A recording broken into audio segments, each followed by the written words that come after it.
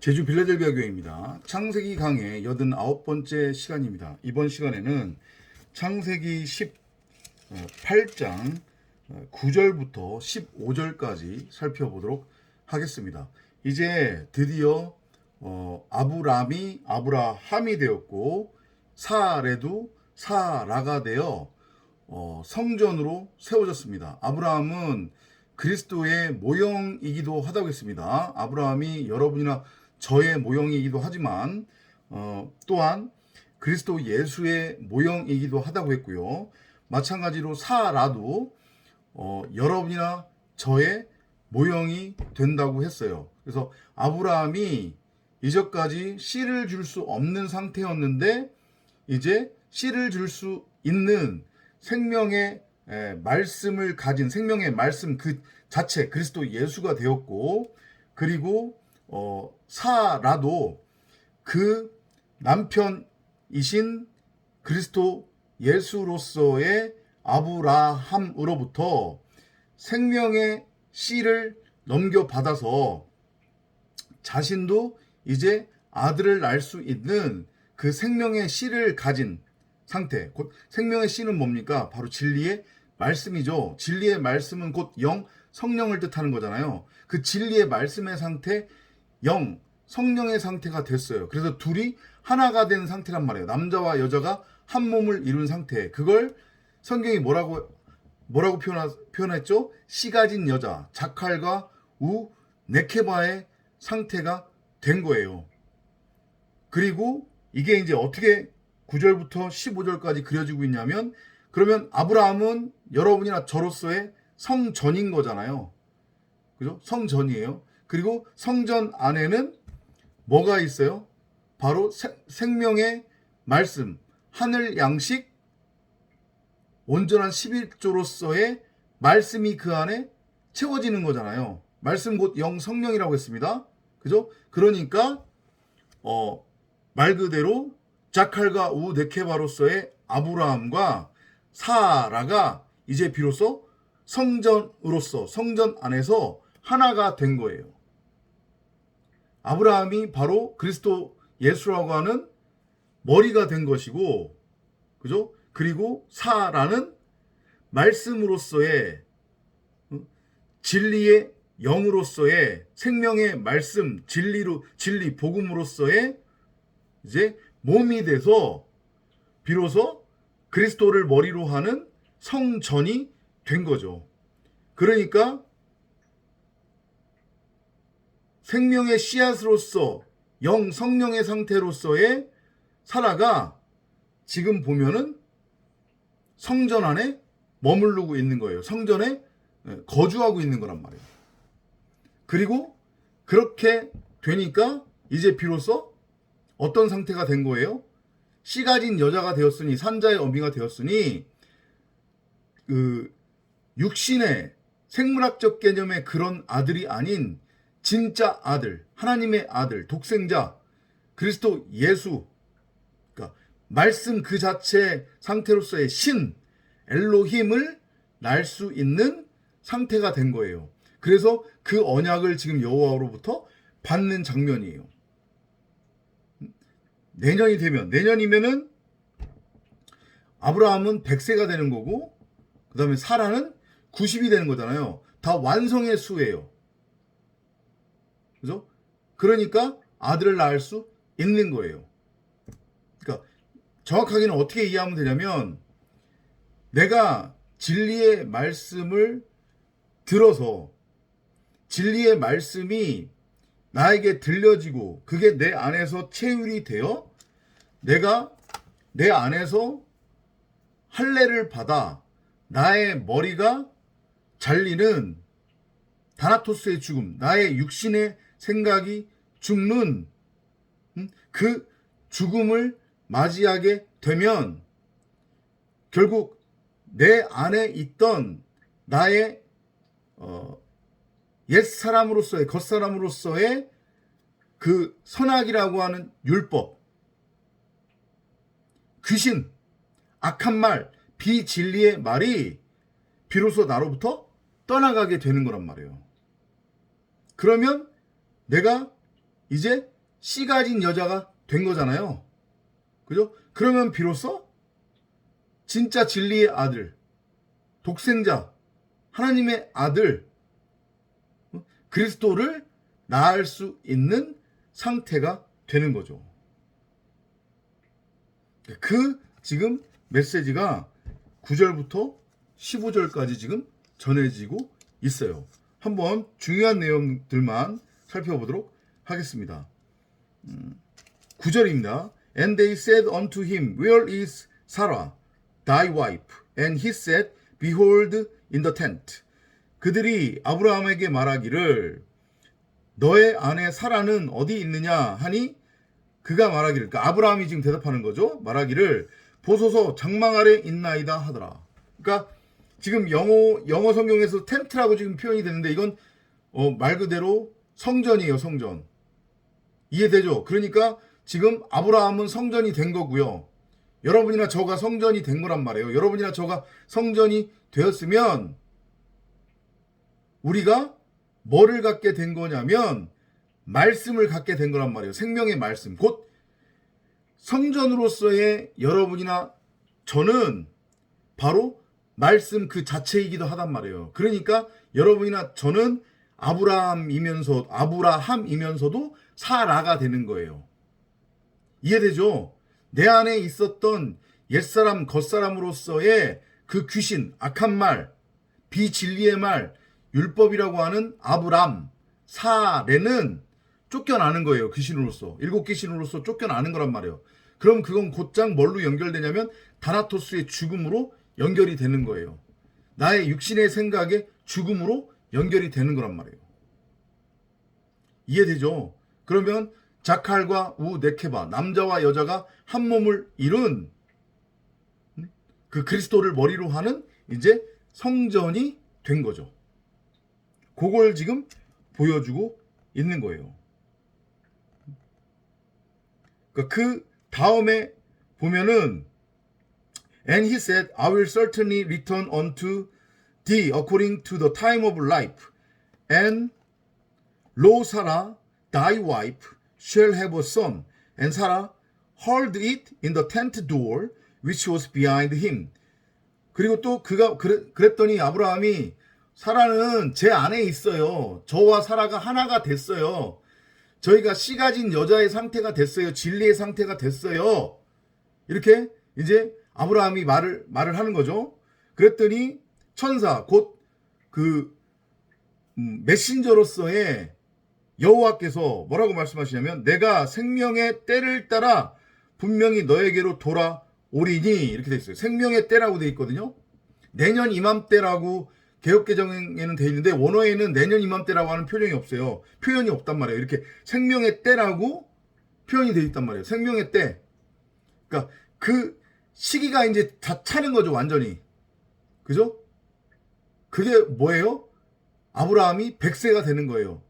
아브라함이 100세가 되면 곧 사라도 어떤 상태가 되는 거예요? 씨 가진 여자의 상태가 되는 거예요. 왜냐하면 진리로 완성된 아브라함으로부터 생명의 씨앗을 넘겨받아야 생명을 잉태할 수 있는 성령으로 아들을 잉태할 수 있는 상태가 되는 거니까 이해되죠? 그 생명의 때가 바로 100으로의 완성이 성취되는 때 이해되죠? 여러분이나 저라고 하는 길 잃었던 한 마리의 양이 찾은 바 되어서 99 플러스 1 해가지고 100 완성이 될 때, 진리로의 완성이 될 때 우리 안에 있었던 그 율법이라고 하는 육신의 생각, 비진리의 귀신, 7귀신이 쫓겨나가면 이제 그게 생명의 때가 되는 거예요. 그러면 여러분이나 저가 씨 가진 여자가 되어 이제 아들, 독생자, 그리스도를 낳을 수 있게 되는 거란 말이에요. 이해되시죠? 그죠? 근데 그 여호와의 언약을 사라가 어디서 지금 듣고 있었어요? 장막문에서, 장막문 뒤에서 그 말을 들었대요. 그러니까 그 장막은 아까 전에 뭐라고 했습니까? 성전이라고 했잖아요. 그러니까 성전 안에서 지금 여호와의 말씀을 듣는 거예요. 그러니까 우리가 성전이 되어 성전이 된 상태에서 하나님의 말씀을 들으면 그 하나님의 말씀이 이제 우리 안에서 체휼이 되는 거죠. 무슨 말인지 이해되시죠? 그죠? 그럼 그 얘기는 무슨 얘기냐면 여러분이나 저가 성전이 되었다고 하면 그건 곧 진리의 영의 상태이기 때문에 누군가가 우리에게 하는 말이 복음인지 복음이 아닌지 진리인지 비진리인지가 분별이 된다는 얘기예요. 그리고 그게 하나님의 말씀이라는 확증이 우리 안에서 성령을 따라 돌아오하면 우리는 그 하나님의 말씀에 순종하게 되는 거고 그 하나님의 말씀에 우리가 참여해서 그 언약의 주인공이 되는 거죠. 그걸 지금 그림으로 보여주고 있어요. 11절로 넘어갈게요. Now Abraham and Sarah were old and were stricken in age, and it ceased to be with Sarah after the manner of woman.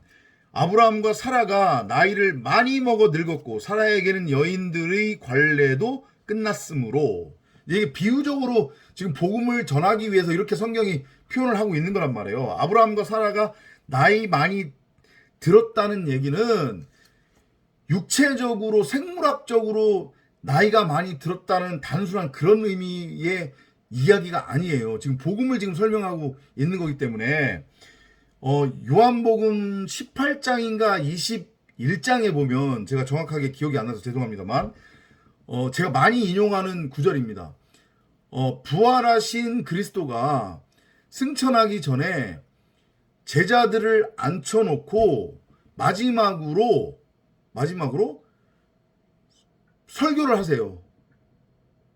근데 그게 무슨 내용이냐면 앞으로 베드로가 어떤 삶을 살게 될 것이냐 이와하고 관련된 이제 그리스도의 설교였어요. 근데 그 내용이 뭐였느냐? 너희가 젊었을 때에는 혹은 어렸을 때에는 이렇게 성경이 표현합니다. 그 의미는 뭐냐면 선악의 율법에 매여 있었던 상태예요. 진리를 우리 마음 성전에 심어져 있는 생명나무를 호라호하지 못해서 내 밖에 지식나무를 형상화시키고 그 지식나무를 따라서 율법을 열심히 행하면서 지식나무의 율법의 행위를 열매로서 맺고 있었던 그 상태. 그러니까 일곱 귀신, 율법, 비진리에 매여 있었던 그때는 너희가 젊었을 때에는 너희가 스스로 옷을 짜 입고 그 옷이 무슨 옷이에요? 율법의 옷이죠. 그죠? 아담과 하와가 최초에 그 무화과 잎을 따서 둘렀던 그 띠, 그걸 의미하는 겁니다. 율법의 띠. 그죠? 스스로 옷을 해 입고 너희가 가기를 원하는 곳은 어디든지 다녔다. 그러니까 왕노릇 했다는 얘기예요. 이 땅에서. 율법을 행하면서 세상 왕노릇 한 거예요. 임금 노릇 한 거란 말이에요. 눈에 보이는 게 전부고 진짜라고 여기면서 눈에 보이는 것을 쫓고 그것을 가치 추구의 대상으로 여겨서 열심히 땅을 경작하고 있었던 그 상태 말하는 겁니다. 그게 젊었을 때라고 표현을 하는 거예요. 성경이. 주님께서. 그런데 이제 그 뒤에 뭐라고 말씀하시냐면 그런데 이제 너희가 나이 들어. 이게 이 표현하고 똑같은 거예요. 너희가 나이 들어 늙어. 이건 신체적 육체적으로 나이 들어서 늙었다는 의미가 아니란 말이에요. 이제 율법에 대해서 죽을 때가 다 됐다는 얘기예요. 이해되시죠? 무슨 얘기인지? 율법에 대해서 죽을 때가 된 거예요. 하나님이 우리 각 사람에게 정해 두었던 그때, 바울이 얘기했잖아요. 그죠? 여호와께서 우리를 율법에게 잠깐 맡겨두셨다고. 종으로 종살이 한번 해보라고. 그죠? 죄가 뭔지를 깨닫도록 하기 위해. 그런데 그 여호와께서 정해두신 때가 차면 그때 가서 거기서 건져 내신다고 그랬잖아요. 그죠? 그러니까 너희가 나이 들어 라고 하는 것의 의미는 내가 정해놓았었던 그때, 곧 생명의 때, 그때가 이제 차면 이제는 누군가가 와서, 그 누군가가 어떤 존재예요? 성령, 진리의 말씀을 뜻하는 거죠. 그죠?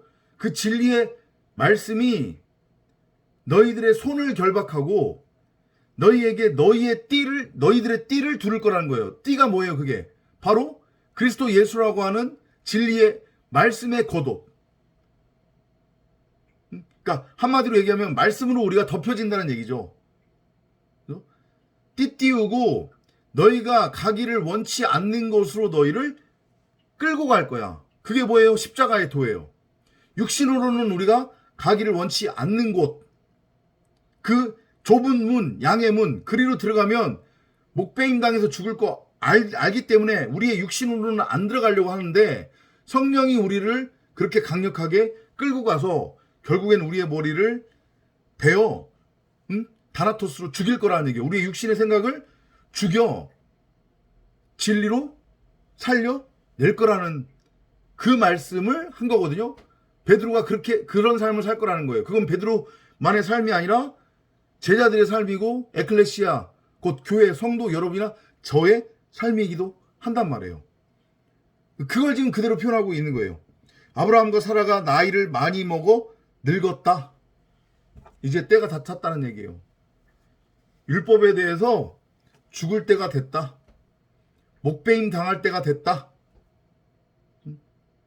이제 손이 결박당할 때가 됐다. 그 옷도 아닌 가짜 옷, 율법의 옷, 무화과 잎으로 만든 그 띠, 그 띠가 아닌 진리의 띠, 말씀의 옷, 겉옷, 그것이 입혀질 거다. 그리고 이제는 넓은 문이 아닌, 넓은 길이 아닌 좁은 문, 좁은 길, 양의 문으로 너희가 성령에 의해 인도될 거다. 그게 이제 성취가 되는 거예요. 아브라함과 사라를 통해서 여러분이나 저에게 이 일이 일어난단 말이에요. 반드시 이 안에서. 이해되죠? 그러면 아들을 낳을 수 있는 씨 가진 여자가 된 거죠. 그죠? 근데 이게 육신의 생물학적 개념의 아들 낳음이 아니라고 그랬어요. 이미 아들은 낳아졌잖아요. 누구예요? 이스마엘. 여러분이나 저라고 하는 겉사람, 그 이스마엘이 가인에서 뭘로 이제 바뀌는 거예요? 가인에서 셈으로 바뀌는 거예요. 신분이 바뀌는 거란 말이에요. 육신의 생각이 완전히 죽어서 땅적인 존재에서 하늘적인 존재로 태어나는 거예요. 마귀의 자식에서 하나님의 자식으로 신분이 바뀌는 거란 말이에요. 땅의 예루살렘에서 하늘의 예루살렘으로 밭가리가 되는 거예요. 옛하늘과 옛 땅에서 새하늘과 새 땅이 되는 거란 말이에요. 이스마엘이 율법에 대해서 죽고 뭐가 되는 거예요?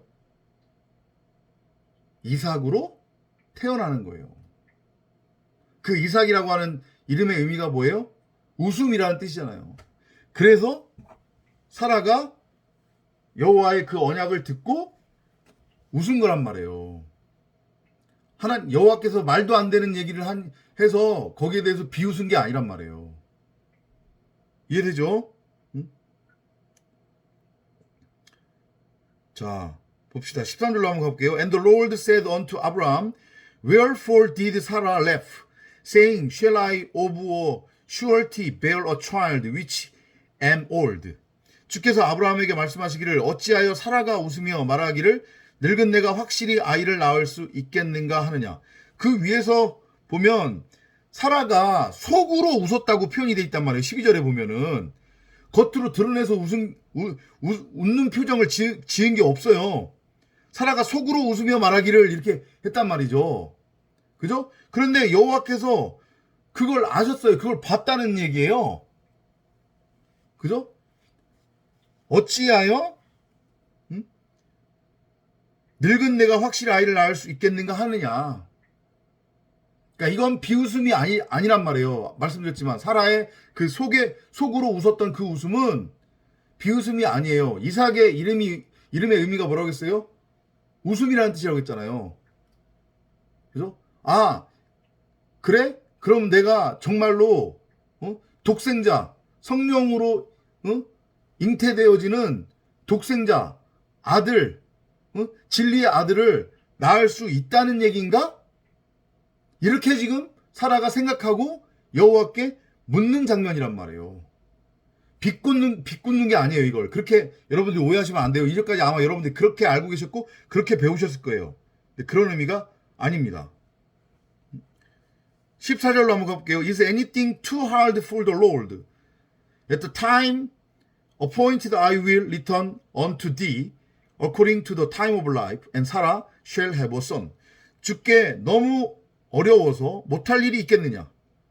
생명의 때를 따라. 중요한 건 이겁니다. 생명의 때. 반드시 우리가 아들로 지어지기 위해서는 때가 차야 된다는 거예요. 그 때가 찰 때까지의 기간을 계시록에서는 뭐라고 표현하고 있냐면 한때, 두때, 반때, 3년 반, 3년 반, 7년 대환란이라고 표현을 하는 거예요. 이해되죠? 1260일, 1260일, 3일길, 3일길,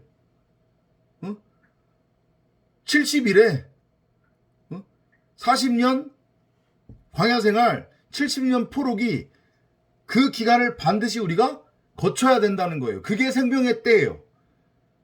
그게 대환란이란 말이에요. 그걸 반드시 훈련 기간으로 거쳐서 나라고 하는 겉사람, 옛사람, 나의 육신의 생각이 완전히 죽어야 되는 거예요. 이스마엘로서 죽어야 되는 거란 말이에요. 그래야 여러분이나 저가 성령으로 말씀에 의해서 독생자 그리스도 곧 하나님의 말씀으로 나아질 수 있다는 거. 그 정해진 때, 생명의 때가 되면 여러분이나 저가 씨가 진 여자가 되어 아들을 낳게 될 거라는 거예요. 이제 내년이 되면 이스마엘이 14살이 되는 거예요. 지금 13살째 되는 거니까.